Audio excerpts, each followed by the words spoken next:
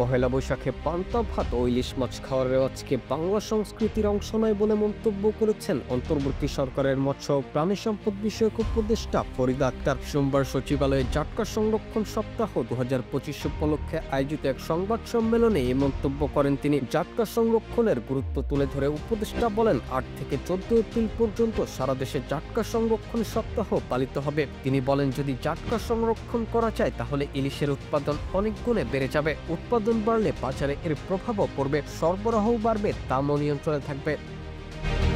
পহেলা বৈশাখে ইলিশ খাওয়ার প্রচলন সম্পর্কে ফরিদা আক্তার বলেন, এটা বাংলা সংস্কৃতির অংশ নয়। যারা পহেলা বৈশাখে ইলিশ কিনে খাচ্ছেন তারা সেই সংস্কৃতি লঙ্ঘন করছেন। ঢাকায় একটি রীতিমতো আরোপিত সংস্কৃতি তৈরি হয়েছে। পান্তা ভাতের সঙ্গে মরিচ ভর্তা কিংবা অন্য মাছ খেলেও তো অসুবিধে নেই। তিনি আরো বলেন, বাঙালির কাছে পহেলা বৈশাখের আগের দিন চৈত্র সংক্রান্তি একটি গুরুত্বপূর্ণ উৎসব। ওই দিনে কোনো ধরনের আমিষ খাওয়ার রেওয়াজ নেই, বরং 14 প্রকার শাক খাওয়ার চল রয়েছে। আর বৈশাখের দিনটিতে বাতাসা, দই চিরা কিংবা ছাতুর শরবত খাওয়ারও রেওয়াজ ছিল। ইলিশ না খেলে দিনটা শেষ হয়ে যায় না। আরো অনেক ধরনের মাছ আছে।